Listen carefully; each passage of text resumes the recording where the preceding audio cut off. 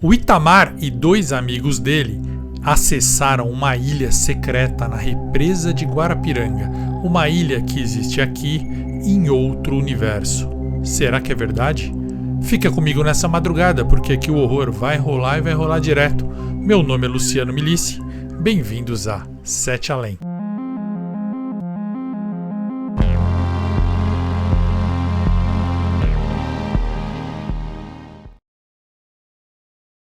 Boa madrugada, cidadãs e cidadãos. Boa madrugada, Alminha. Boa madrugada, Luciano. Sete Além, a gente trouxe o horror de volta e eu vou contar pra vocês agora o relato assustador do Itamar. Vem comigo.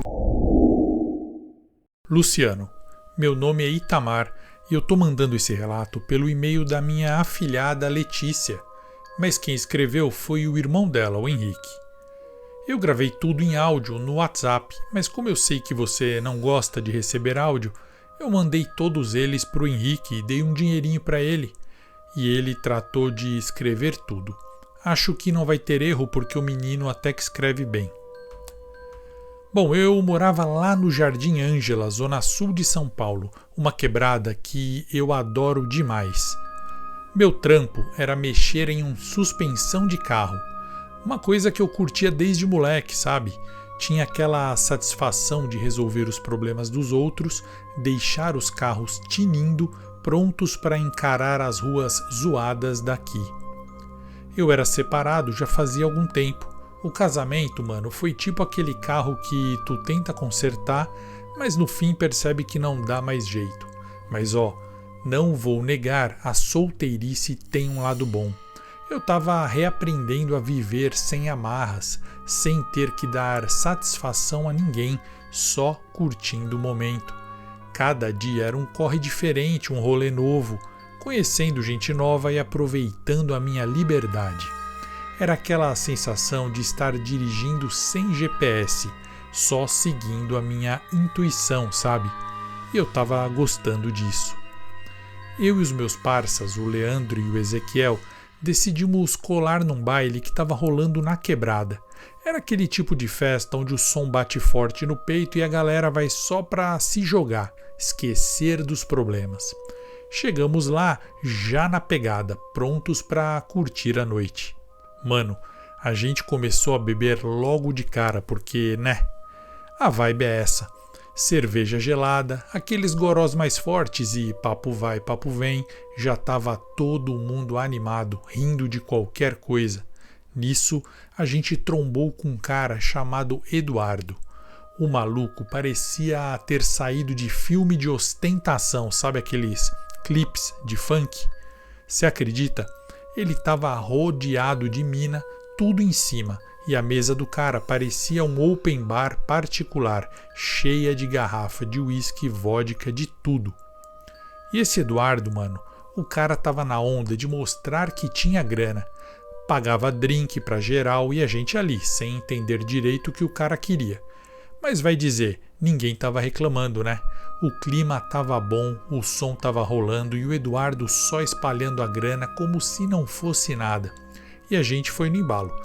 Curtindo a noitada, bebendo, rindo e pensando que, se a vida fosse sempre assim, tava suave demais. Lá no baile, o Eduardo, aquele cara cheio de marra, viu que a gente tava na dele e resolveu dar uma moral pra nós. O cara não economizava em nada, parecia até que tava em missão de gastar toda a grana da vida. Ele mandou servir pra gente tudo que tinha de top no lugar. Os melhores drinks, umas paradas de comer que eu nem sei o nome, mas que eram boas demais. Era tipo um banquete, mano, e a gente se sentindo patrão por uma noite. Quando a festa já estava quase no fim, o Eduardo levantou a mão e fechou a conta como se fosse troco de pão. Aí, para completar, ele ainda chamou as minas que estavam com ele e deu um papo. Falou assim: "Vamos esticar a noite, galera, tem mais rolê por aí." Ezequiel, que já estava para lá de Bagdá, meu amigo, topou na hora, nem pensou duas vezes. Já estava na onda do cara. Eu e o Leandro, meu outro amigo, já estávamos quebrados. O cansaço bateu e a real é que a gente tinha que acordar cedo no outro dia. Eu dei um toque no Leandro e a gente decidiu vazar. A noite tinha sido da hora, mas às vezes o melhor rolê é voltar para casa, dar aquela descansada e se preparar para o próximo corre. E assim a gente se despediu do Ezequiel, que foi para o segundo round com o Eduardo, enquanto a gente pegava o caminho de volta para casa, prontos para encarar a rotina de novo. Uns dias depois eu trombei com o Ezequiel na oficina e, claro, fui logo perguntando como é que tinha sido o resto da noite com o tal Eduardo. O Ezequiel, daquele jeito dele, começou a contar com aquele brilho nos olhos, quase como se estivesse lembrando de um filme muito bom. Ele disse que depois que eu e o Leandro vazamos, o Eduardo mostrou que era mais doido do que a gente pensava. O cara tinha acesso livre à represa de Guarapiranga. E não era para qualquer um não. De noite ele mandava na área, tipo um rei ali. Todo mundo respeitava o cara como se ele fosse dono do pedaço. Aí, segundo Ezequiel, eles foram para uma lancha enorme, uma parada chique demais, cheia de luxo. Nada daquele esquema que a gente está acostumado, era coisa de outro nível. E de lá, eles meteram uma marcha para uma ilha que fica bem no meio da represa. Quando chegaram, a festa estava rolando solta. Tinha luzes, som, bebida de todo tipo e a galera parecia estar vivendo em outro mundo. Mas o Ezequiel, espertão, sabia que precisava dar no pé antes que as coisas ficassem caras para o lado dele. Então ele pediu para o Eduardo levar ele de volta. E o cara, tranquilão, chamou um dos empregados para pegar a lancha chique e conduzir o Ezequiel até a margem, em segurança. O Ezequiel chegou em casa meio que sem acreditar em tudo que ele viveu, mas com a certeza de que o Eduardo não era qualquer um. O cara tinha o poder e o Ezequiel viu isso de perto. Bom, Luciano, eu fiquei na bad depois que o Ezequiel contou essa história toda. Me arrependi demais de não ter ido junto com eles passar aquela noite incrível. A chance de curtir uma dessas só aparece uma vez na vida. E eu deixei passar. Eu vacilei. Mas aí o Ezequiel mandou a real. Ele falou que o Eduardo, apesar de todo o esquema, era um cara de boa, gente fina mesmo. Só que quando o Ezequiel pediu para ir embora da ilha porque tinha que trampar no outro dia, o Eduardo mudou o tom na hora, ficou seco, meio que deu uma bronca nele, sacou? Tipo, se tu veio até aqui, devia aproveitar até o fim. Mas sem gritar, na moral. Só que dava para sentir que ele não curtia que alguém quisesse sair antes da hora. O Ezequiel disse que ficou meio bolado com isso na hora, mas não podia fazer nada, né? O cara era quem mandava, e dava para ver que, por mais gentil que ele fosse, ele não gostava de ser contrariado. Gente com grana, sabe? Então, ele ficou esperto, entendeu que estava lidando com alguém que não dava para brincar muito. Além disso, esses rolês de lancha são caros. 2 semanas depois, numa sexta-feira meio chuvosa, o Leandro deu um toque para mim e para o Ezequiel. Chamou a gente para tomar uma cerveja num bar que a gente costumava ir. Um boteco simples, mas era nosso ponto de encontro. Daqueles que a gente conhece todo mundo até o dono. Chegando lá, o Leandro já estava sentado meio cabisbaixo, com uma cerveja pela metade na mesa. A gente sacou logo que algo estava errado. O cara não era de ficar assim, ainda mais numa sexta-feira. A gente se sentou com ele e começamos a trocar ideia na boa, até que ele soltou a bomba. Ele disse que tinha sido demitido da firma uns dias atrás. Foi um baque, porque ele trampava lá fazia um tempão. Era aquele tipo de trampo que a gente acha que vai segurar até se aposentar, tá ligado? Mas o pior não foi isso. O Leandro respirou fundo, olhou pra gente e contou que tinha descoberto que estava com uma doença séria, dessas que não tem volta fácil. Eu nem vou dizer o nome dessa parada aqui. Vai que zica. Foi um choque. O cara sempre foi muito na dele, nunca reclamou de nada e agora estava ali, jogando essa notícia pesada para os amigos. Leandro falou que, por ser sozinho no mundo, sem família, sem ninguém para contar, ele estava desiludido com a vida.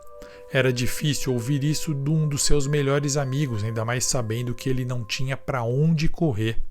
O Ezequiel e eu ficamos meio sem saber o que fazer, o que falar, só ouvindo o Leandro desabafar, tentando dar um apoio, mas sabendo que no fundo não tinha muito o que fazer.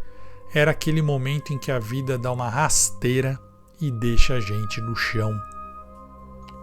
Depois de tomar várias, a gente estava naquele ponto entre estar alto e só querer espairecer, sabe? O Leandro, o Ezequiel e eu decidimos dar um rolê a pé pela quebrada. Era madrugada e a cidade estava naquele silêncio esquisito, só com o som dos nossos passos e o barulho distante de algum carro passando uma vez ou outra, às vezes intercalado com o latido de algum cachorro. A gente caminhou até uma praça, daquelas que a gente sempre passa, mas quase nunca para.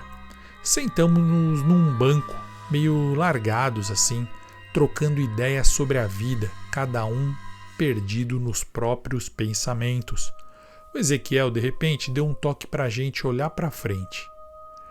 Ele tinha visto um carrão importado parado em frente a outro bar ali perto, um bar um pouco mais chique. E não era qualquer carro, mano. Era o carro do Eduardo, um carrão. O carro daquele cara da noitada na Guarapiranga. O Ezequiel, cheio de marra, começou a insistir pra gente ir lá falar com o cara. Eu e o Leandro ficamos meio com o pé atrás, porque já era tarde e a vibe não tava das melhores, né? Mas o Ezequiel, do jeito dele, convenceu a gente. Falou que não custava nada dar um oi, ver o que o Eduardo estava aprontando dessa vez. Além disso, ele falou que o Leandro merecia, pois tinha sido demitido e estava passando por problemas, né, com essa doença complicada. A gente acabou cedendo e foi. No fundo, acho que a curiosidade falou mais alto. Aquele Eduardo tinha um jeito de atrair a gente, como se sempre tivesse algo novo, algo que a gente não queria perder. E assim a gente saiu da praça, indo em direção ao carro dele, sem saber bem o que ia encontrar, mas pronto para ver onde essa história ia dar, né?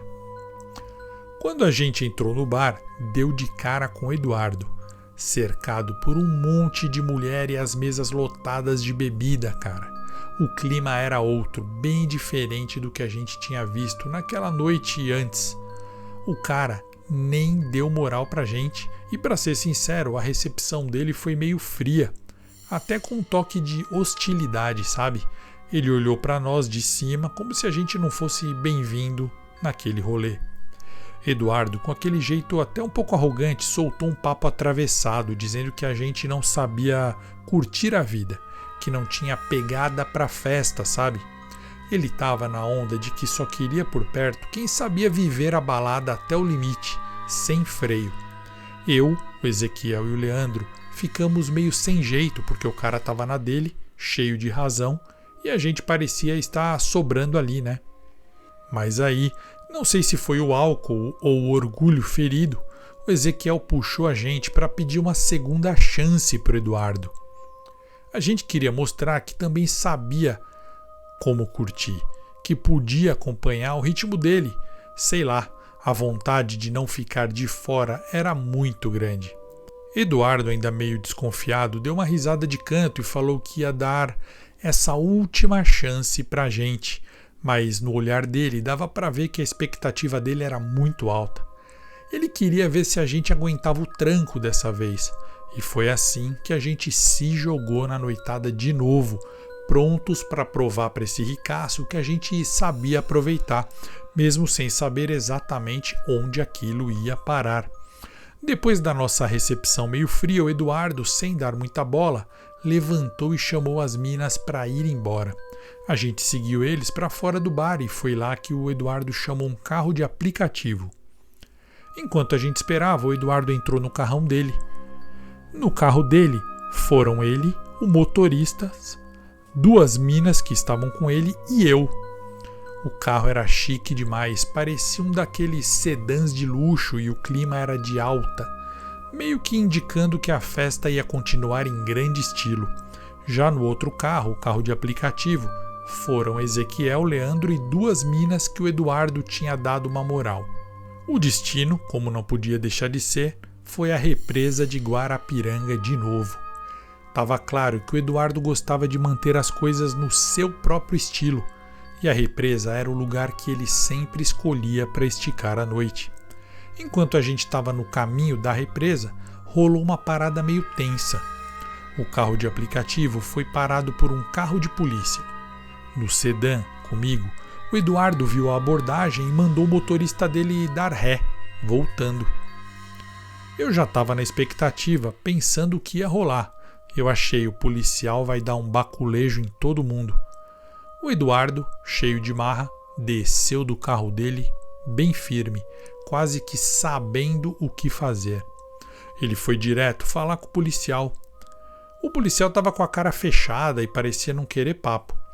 A conversa estava meio ríspida e o policial não estava afim de conversa não, mas o Eduardo puxou o celular, fez uma ligação rápida para alguém e deu o celular para o policial, que na hora ficou mansinho. Mansinho chegou até a falar fino. Mudou de atitude. Em questão de segundos ele liberou geral e desejou até uma boa noite para todo mundo e falou vai com Deus. Tudo bem que não parou por aí. Quando Eduardo voltou para o carro e viu que tudo estava tranquilo, ele chamou o guarda até a janela lá do carro que ele estava e deu um maço de grana para o policial. O policial estava com um sorrisão no rosto, como se tivesse cumprido mais uma missão, e a gente só assistindo. Aquela cena foi tipo uma aula de como a grana influencia, como a grana tem poder de resolver qualquer parada. Bom, o policial aceitou o dinheiro, fez um sinal de agradecimento e se mandou, enquanto a gente seguiu viagem, meio que impressionado com o poder e a influência do Eduardo. Quando a gente parou na represa, a parte que a gente queria entrar estava fechada para o público, pois afinal já era madrugada. Parecia que a área era trancada, mas assim que o Eduardo encostou o carro, um funcionário apareceu, acenou para a gente e abriu o portão na hora.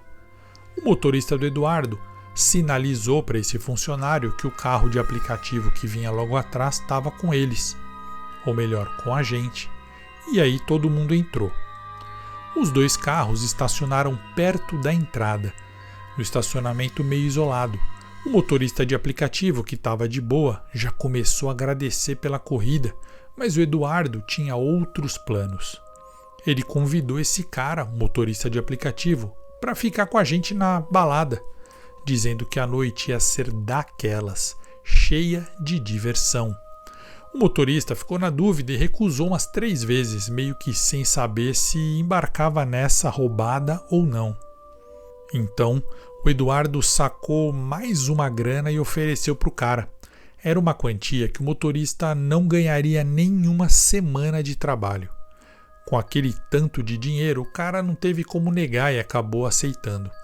E foi assim que o motorista subiu na lancha com a gente, enquanto todos embarcavam e se ajeitavam no barco, prontos para curtir o que o Eduardo havia preparado. A expectativa no ar era palpável e a gente estava na mesma vibe, animados para ver o que ia rolar na noite. A lancha estava sendo pilotada pelo motorista do Eduardo e, caraca, o bagulho era ostentação pura. A gente subiu a bordo e deu de cara com uma mesa cheia de bebidas finas e uns canapés que pareciam de outro mundo. A galera estava admirada, todo mundo se servindo e curtindo o rolê.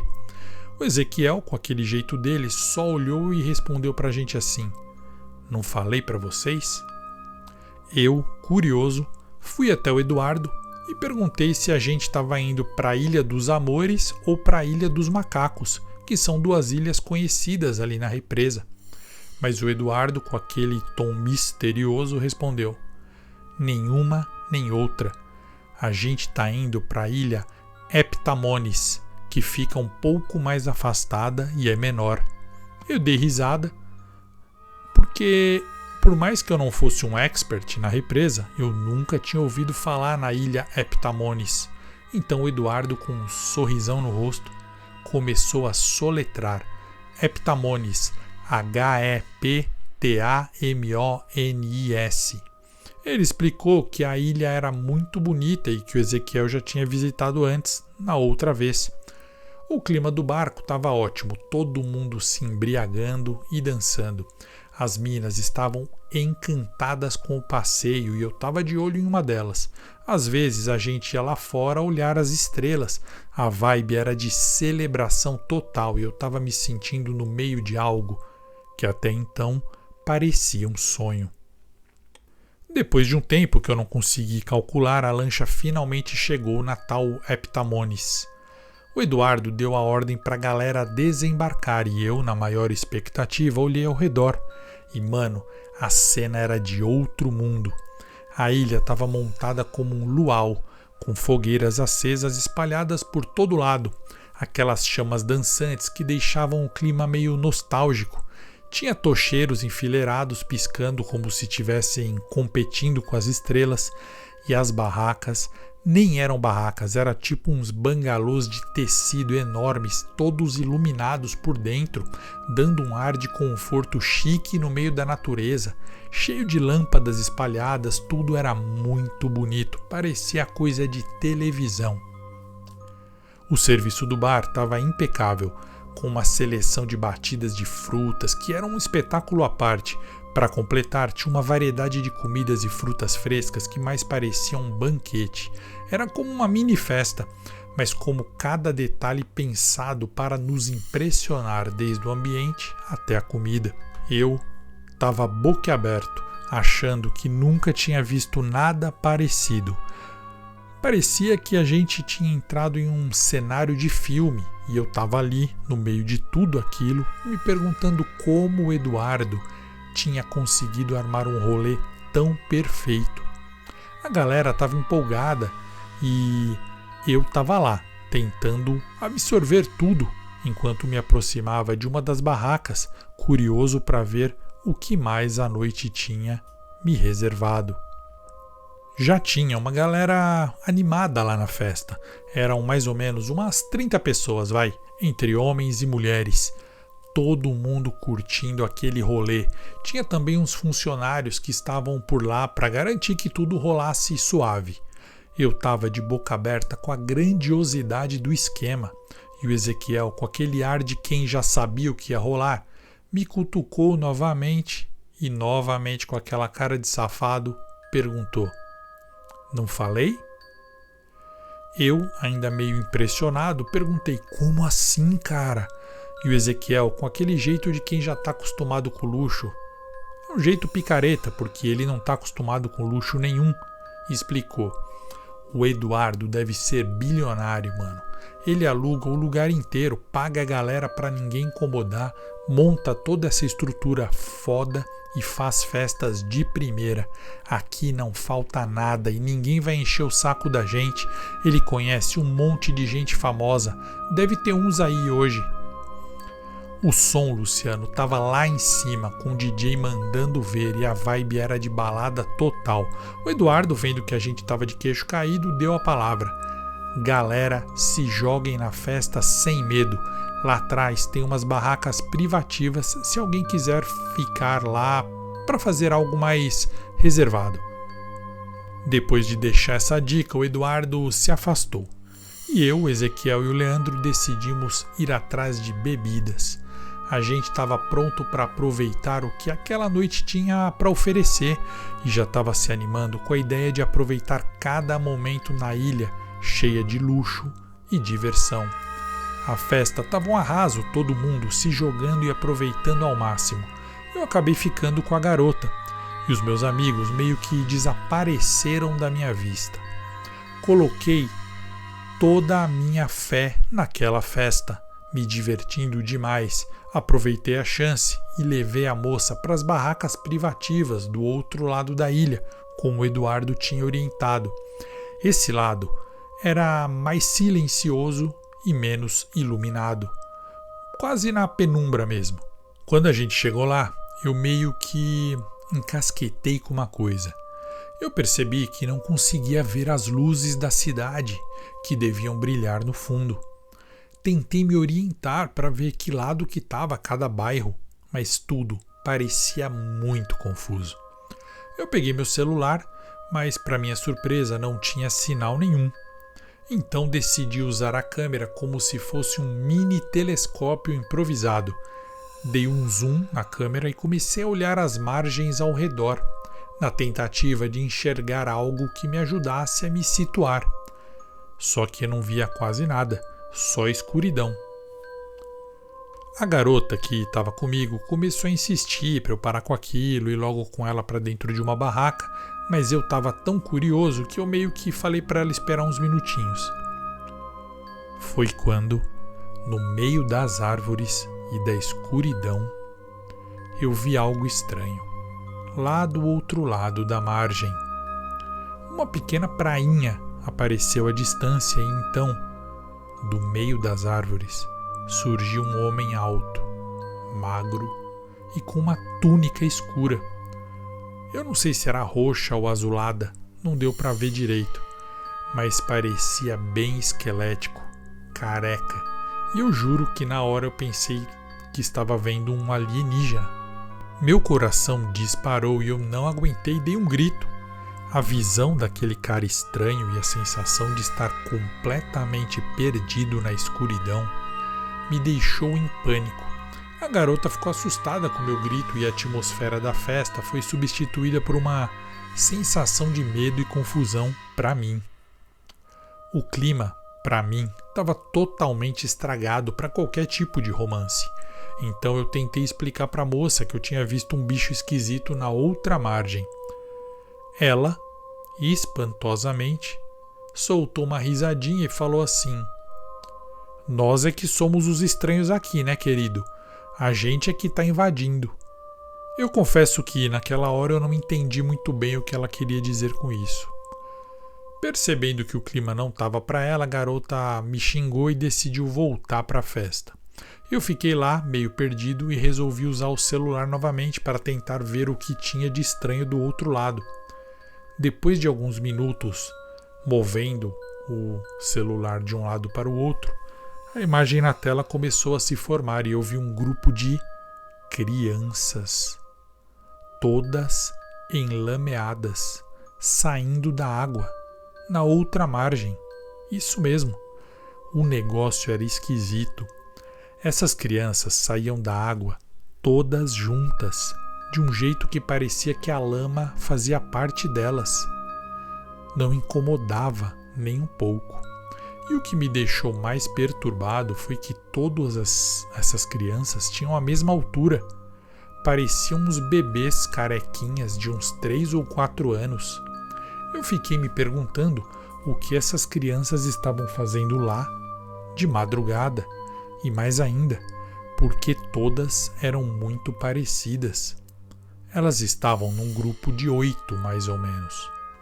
Então, no meio do meu espanto, uma das crianças se virou e me encarou diretamente como se, mesmo naquela distância, pudesse me ver.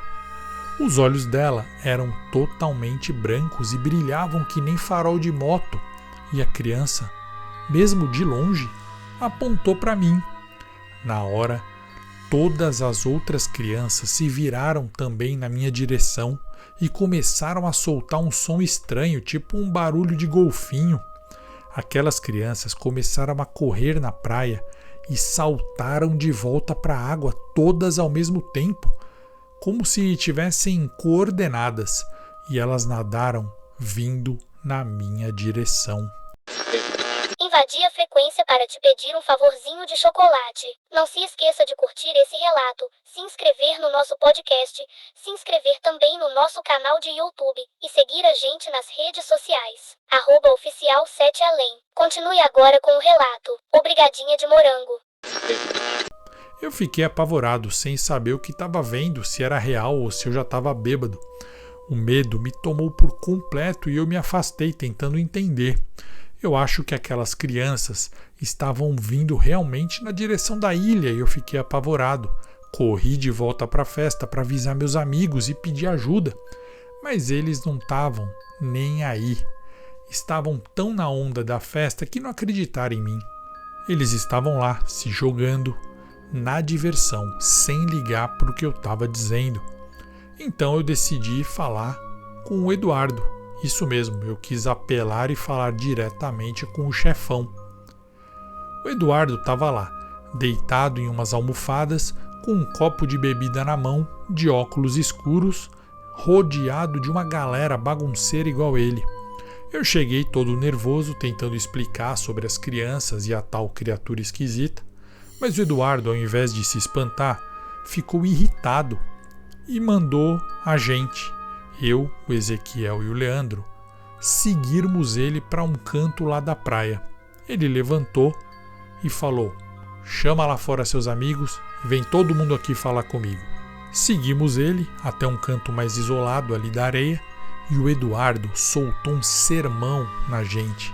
Mas a bronca foi pesada, porém mais pesada para o lado do Ezequiel. Ele olhou para o Ezequiel e falou assim: você não avisou seus amigos? Você não contou tudo para eles? O Ezequiel ficou com uma cara de que não entendeu nada, meio perdido. Eu, sem entender o que estava rolando, perguntei: não contou o quê? O que o Ezequiel tinha que contar? O clima estava tão tenso que eu já estava com meu coração na mão esperando descobrir o que estava escondido naquela história toda. Então o Eduardo tirou o óculos escuro e, sem paciência, começou a explicar o que, segundo ele já tinha contado para Ezequiel e para todo mundo na festa e que era para a gente já estar sabendo. Ele virou para a gente e falou assim: a ilha Heptamones não fica na represa de Guarapiranga. De jeito nenhum. Ela fica em outra represa, na represa Ibis Scarlatti. Na hora, eu fiquei perdido pensando, mas a gente estava navegando na Guarapiranga, eu nunca ouvi falar dessa represa. Eduardo, percebendo que eu estava ainda na dúvida, meus amigos também, começou a explicar com calma e detalhe. Ele falou que tem um outro mundo pertinho do nosso, um lugar que é meio parecido com o nosso em alguns pontos, mas totalmente diferente em outros. Essa ilha, Heptamones, onde a gente estava naquele exato momento, não existe na Terra, no nosso mundo. Só existe nesse outro mundo. E de vez em quando, especialmente à noite, dá para ir para essa ilha através do nosso mundo. O problema é que essa ilha vive nos dois mundos, indo e voltando. E o lugar de origem dela é esse mundo estranho, nada agradável. É um lugar assustador e perigoso, um mundo que a gente não consegue explicar direito, com regras estranhas e criaturas bizarras. Todo mundo na festa já estava sabendo disso. As moças e todos os convidados tinham conhecimento disso, menos a gente. Aquilo que eu vi na outra margem, aquele homem esquisito e as crianças, eram somente habitantes daquele mundo. Nós éramos os invasores, e nesse momento eu entendi o que a moça quis dizer quando falou que a gente era o estranho ali. Eduardo garantiu que, mesmo com tudo isso, nada das coisas feias que eu havia visto se aproximaria da ilha, que eu podia ficar tranquilo que isso era garantido. O clima da festa ainda estava animado, mas a sensação de que algo estranho estava rolando não saía da minha cabeça. Mesmo com toda a explicação do Eduardo, eu não fiquei tranquilo. Eu sabia bem que o que eu tinha visto era muito feio e aquela história dele sobre outro mundo parecia uma enrolação. Ezequiel me disse para relaxar, que ele já tinha ido ali e voltado tudo bem. Já o Leandro estava achando que eu estava de brincadeira, combinado com o Eduardo, pois aquilo tudo era impossível. Então, eu fui atrás da garota com quem eu tinha ficado e perguntei para ela sobre tudo aquilo para confirmar. E sim, ela confirmou que já sabia de tudo e que aquilo era esperado, e ainda fez uma cara de quem já estava mais do que acostumada com essas histórias bizarras. Eu não consegui ficar parado. Voltei para a parte mais isolada da ilha, bem longe da festa, peguei meu celular, que ainda estava sem sinal, e comecei a espiar a escuridão. Usando a tela do celular como binóculo improvisado de novo, eu olhei para a água negra da represa. E lá estavam eles de novo. Aqueles seres que pareciam crianças estavam nadando na nossa direção. Na escuridão eu conseguia ver os olhinhos deles brilhando como se fossem lanternas na noite, que às vezes saía da água, às vezes entravam na água. Era uma visão de arrepiar e a sensação de que algo estava prestes a acontecer só aumentava. Eu me sentia meio cagado, sem saber o que fazer. O que eram aquelas criaturas e por que estavam vindo na nossa direção? As perguntas martelavam na minha mente enquanto eu tentava entender o que estava acontecendo. Eu estava em choque total. Aquelas criaturas nadando e os olhinhos brilhando na escuridão estavam me deixando maluco. De repente, quem eu vi? O motorista de aplicativo, que estava meio deslocado da festa, meio quietão. Ele se aproximou de mim com um copo na mão. Ele não estava curtindo nada. Ele falou que estava sentindo uma vibe esquisita na ilha, que ele era noivo, que ele estava começando a frequentar uma igreja e que ele não queria estar lá, ele queria estar trabalhando. Ele contou que tinha visto umas coisas bizarras na ilha, umas coisas que para ele não eram coisas de Deus. E eu me lembrei que ele também era uma pessoa que não estava sabendo do esquema da ilha, assim como eu e o Leandro. Ele disse que tinha visto uns negócios enormes e negros sobrevoando a ilha. Ele falou assim: cara, eu juro que eu vi um lagarto. Era um lagarto mesmo. Ele passou voando por cima da gente e ninguém notou aqui na ilha. E aquele lagarto era maior que a ilha. Aquelas palavras dele me deixaram ainda mais apavorado. Credo! Tipo um dinossauro? O que será que era aquilo? O cara estava realmente em pânico e eu percebi que ele também não tinha a menor ideia do que o Eduardo tinha contado pra gente. Ele falou que ele olhou em detalhes e percebeu que as frutas e insetos da ilha eram bizarros, que ele não reconhecia aquele tipo de bicho. E ele estava achando tudo muito estranho. A combinação da história dele com o que eu tinha visto piorou o meu estado. Estávamos todos imersos em uma situação que não fazia sentido. E eu estava começando a acreditar que talvez o Eduardo não estivesse exagerando tanto assim. Então eu contei tudo para ele que eu tinha visto. Para esse motorista, eu falei tudo e mostrei as crianças bizarras na água com meu celular. Ele se apavorou e disse que sabia pilotar lancha, que se a gente quisesse a gente podia vazar dali. Eu perguntei para ele onde a gente ia achar uma lancha, afinal só tinha lancha grande ali que a gente não podia roubar. Ele falou que não, que ele tinha visto umas lanchas menores, várias atracadas na lateral da ilha, e me perguntou se eu topava ir embora com ele. Eu aceitei na hora. Corri atrás dos meus amigos na bagunça e perguntei para eles se eles queriam ir embora comigo. Eles não quiseram ir e ainda acharam, pelo menos o Leandro, que eu estava mentindo. Já o Ezequiel comentou que era para eu ficar tranquilo que o Eduardo levaria a gente de manhã. Decididos, eu e o motorista pegamos uma dessas lanchas sem que ninguém percebesse e começamos a tentar sair da ilha. Era uma lanchinha pequena e o cara realmente conhecia o básico. Saímos rapidinho e na confusão ninguém notou. Depois de uns minutos navegando na maior escuridão, eu comecei a me sentir arrependido de ter feito esse plano ridículo. O escuro era total e a gente não tinha a menor ideia de onde ficava a cidade. O motorista estranhou e falou assim: cara, não era para ter as luzes da cidade do lado de lá? Essa pergunta dele me deixou mais nervoso ainda. Eu perguntei: será que a gente não errou a rota? Ele falou: não, tá tudo bem, eu tô indo reto e a gente tem muito combustível, mas sério, já era pra gente estar vendo as luzes. Alguns segundos depois eu pedi para ele parar e voltar. Falei: cara, volta, a gente não tá indo pro lugar certo. Ele estava querendo continuar, mas aí a gente ouviu um barulho estranho, um barulho horrível e grave.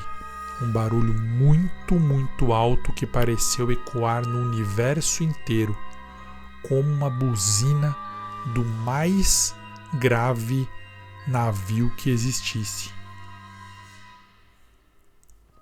Então, algo gigante e negro passou embaixo da nossa lancha, balançando tudo. Era tão grande que parecia maior que uma baleia. era algum bicho daquele mundo. Ele tinha umas bolinhas luminosas azuis clarinhas que piscavam nele. Será que eram os olhos do bicho? O cara ficou em pânico, desligou o motor da lancha e começou a rezar, orar, sei lá, tremendo de medo. Eu tentei ligar para alguém com meu celular para pedir socorro, mas estava sem sinal. A situação estava cada vez mais desesperadora. Então o motorista de aplicativo deu um grito que pareceu sair da alma dele. Ele falou: "O que é aquilo, meu Deus?" Eu virei a cabeça e vi, perto de uma margem próxima, um grupo de umas 8 ou 10 pessoas, eu acho. Todos seguravam umas tochas que soltavam uma chama azulada, bem bizarra. Eles estavam lá, no meio do escuro, balançando essas tochas e cantando um cântico esquisito que eu não conseguia entender. Na água, aquelas crianças bizarras que eu tinha visto antes estavam nadando em nossa direção, se aproximando, e eles se moviam de um jeito que me dá arrepio só de lembrar. Eu comecei a gritar em desespero total, sem conseguir controlar o meu pânico. Meu coração estava a mil e o medo já estava me consumindo. Aquela situação estava ficando insuportável. As crianças na água começaram a nos cercar. Cercaram a lancha e começaram a tentar virar, balançando, fazendo uma barulheira danada de golfinho. As tochas azuis nas margens continuavam a trepidar o fogo delas e os caras lá estavam cantando um cântico muito esquisito que só aumentava o clima macabro. Nessa hora eu pensei que eu ia morrer. A lancha balançou tanto que eu acabei caindo dentro dela, mas mergulhei o meu rosto na água. Naquele momento, uma das crianças surgiu do nada de dentro da água e me encarou com um olhar que deu muito medo. Era um rosto bem redondo e rechonchudo de bebê, mas os olhos eram bem alongados de gato e a boca tinha vários dentes pontiagudos. Eu gritei achando que eu ia ser atacado, mas bem na hora, uma luz muito forte desceu sobre a lancha, acompanhada de um som de buzina estrondoso que quase me fez pular do barco. A luz e o barulho fizeram as crianças recuarem e eu, com o rosto molhado e todo tremendo, olhei para ver o que era. Era a enorme lancha do Eduardo, que estava vindo na nossa direção, brilhando e fazendo um barulho infernal. Eles vieram nos resgatar. Na lancha estava o Eduardo, o motorista, o Ezequiel e o Leandro. Assim que a lancha do Eduardo nos puxou para fora daquela bagunça, a gente tomou uma bronca daquelas. O Eduardo estava furioso. Ele falou que a nossa ideia de fugir era a mais ridícula do mundo, porque a gente estava em segurança na ilha e que se a gente se afastasse mais, a gente ia se ferrar se ele não tivesse chegado. Que não tinha como voltar para o nosso mundo. A gente ia chegar numa outra margem de um mundo desconhecido, cheio de coisas apavorantes. Ele explicou que sair de lá não era fácil, que tinha um truque muito complicado para entrar e para sair daquele mundo. A lancha dele, grandona, era toda equipada para fazer essa troca de mundo e, além disso, tinha um ponto exato na água onde era necessário passar com essa lancha equipada para fazer essa troca. Por isso, a gente, naquela lanchinha, jamais conseguiria nada. Eu pedi desculpas, mas expliquei que eu não estava acostumado com aquela doideira, afinal, quem está? O Eduardo falou que já tinha percebido que a gente era fraco de balada, então fomos levados de volta para a margem da Guarapiranga. No caminho, o Eduardo nos chamou para a gente ver o ponto exato e o momento exato da troca de mundos. Foi como se do nada, do outro lado da margem, surgissem ao mesmo tempo todas as luzes da cidade. E ele falou: "Mas não adianta vocês tentarem voltar para cá porque só a minha lancha é preparada, viu? Já vou avisando." Quando a gente desceu na Guarapiranga ele falou que ia voltar porque ainda tinha muita festa para ele na ilha e o pessoal estava esperando. Ele disse adeus e falou que ia demorar para ele voltar para o nosso mundo. Ao ouvir aquilo, eu fiquei de queixo caído e o Eduardo confirmou. Sim, é isso mesmo. Vai demorar para eu voltar para o mundo de vocês. Ou vocês acharam que eu era daqui desse mundo? De onde vocês tiraram essa ideia? Olha para mim, eu tenho nível.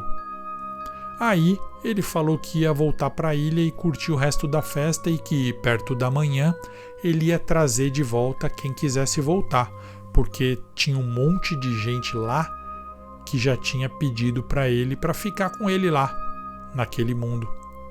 Eu duvidei, quem seria louco de querer ficar naquele inferno? Nessa hora, o Eduardo riu e olhou para o Leandro. Eu não entendi esse olhar, mas aí o meu amigo explicou. Ele veio perto de mim e do Ezequiel e falou que preferia voltar para a ilha, porque depois da festa, o Eduardo levaria ele para outros lugares daquele mundo para que ele pudesse viver por lá, já que não tinha mais nada interessante para ele no nosso mundo.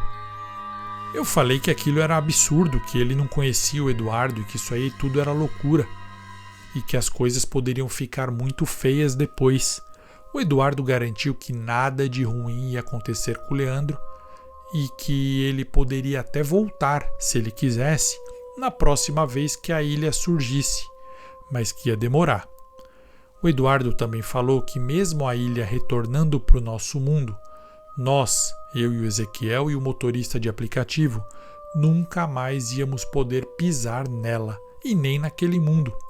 Além disso, se a gente contasse para qualquer pessoa, ninguém ia acreditar, porque os poucos que sabem sobre a ilha ou sobre esse outro mundo ganham tanto dinheiro para ficar quietos que ninguém arrancaria a verdade deles.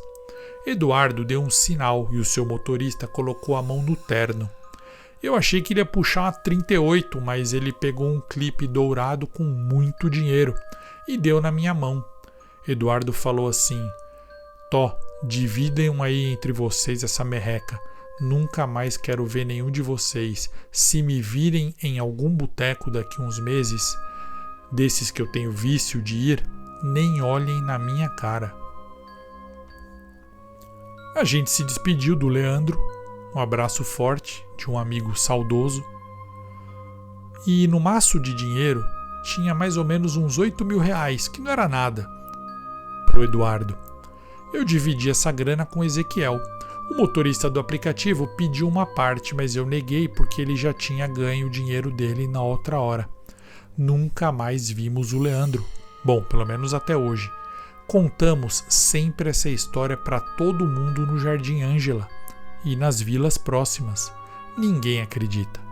Depois de um tempo, minha afilhada e o irmão dela, o Henrique, vieram me trazer uns vídeos de 7 Além do seu canal para eu ver. E eu acho que esse assunto tem tudo a ver com 7 Além, não tem, Luciano? Nunca ninguém veio procurar o Leandro, porque ele não tinha ninguém. Mas se isso acontecer, eu sei que eu vou ter um baita trabalho para explicar onde o Leandro tá e também para provar que tudo que a gente viveu foi real. Até mais, irmão.